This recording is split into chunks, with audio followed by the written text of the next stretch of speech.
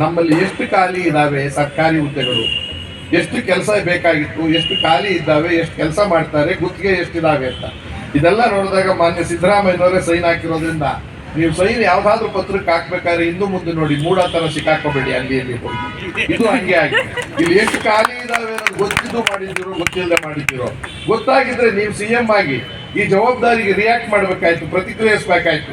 ಸುಮ್ಮನೆ ಒಂದು ಉದಾಹರಣೆ ಹೇಳ್ತೀನಿ, 7,80,748 ಹುದ್ದೆ ಇದೆ ಸರ್ಕಾರದಲ್ಲಿ ಅಂತ ಹೇಳ್ತಾರೆ. ಸಂಬಳ ಕೊಡ್ತಾ ಇದ್ದೀವಿ ಅಷ್ಟೇ, ಅದು ಲೆಕ್ಕ. ಆದರೆ 50,400ಕ್ಕಿಂತ ಹೆಚ್ಚಿಗೆ ಕೆಲಸಗಾರನ್ನ ಹಾಕೊಂಡಿಲ್ಲ. 5,44,362 ಜನ ಮಾತ್ರ ಇದ್ದಾವೆ 7,80,000ಕ್ಕೆ. ಈಗ 22,76,386 ಖಾಲಿ ಇದೆ ಅಂದ್ರೆ ಏನ್ ಕೆಲಸ ಮಾಡ್ತಾ ಇದ್ದೀರಿ? ಕೆಲಸ ಅಂದ್ರೆ ಇಲಾಖೆ ಇಟ್ಬಿಟ್ಟು ಬಿಲ್ಡಿಂಗ್ ಇಟ್ಬಿಟ್ಟು ಕೆಲಸಗಾರನೇ ಇಟ್ಟಿದ್ರೆ ಕೆಲಸ ಹೆಂಗಾಗುತ್ತೆ? ಸಾರ್ವಜನಿಕರಿಗೆ ಏನ್ ಸೇವೆ ಮಾಡಕ್ ಸಾಧ್ಯ ಆಗುತ್ತೆ? ಇದು ಒಂದು ಉದಾಹರಣೆ ಇರೋದ್ರಿಂದ ಮಾನ್ಯ ಮುಖ್ಯಮಂತ್ರಿಗಳಲ್ಲಿ ಶಿಕ್ಷಣ ಮಂತ್ರಿಗಳು ಇಬ್ಬರಲ್ಲೂ ನಾನು ಬೇಡ್ಕೊಳ್ಳೋದು ಹೇಳು, ಜವಾಬ್ದಾರಿಯಿಂದ ಜಾಗದಲ್ಲಿ ಇದ್ದೀರಾ. ಬೇರೆ ಉದ್ಯೋಗ ಮೇಲೆ ಎಲ್ಲ ಅನುಕೂಲ ನಿಮಗೆ ಕೊಟ್ಟಿರೋದ್ರಿಂದ ಅವರೇ ಹೇಳ್ತಾರೆ. ಮಧು ಬಂಗಾರಪ್ಪನವರು ಒಂದ್ ಕಡೆ ಎಲ್ಲೋ ಹೇಳ್ತಾರೆ, ನಮ್ಮಲ್ಲಿ ಇಷ್ಟು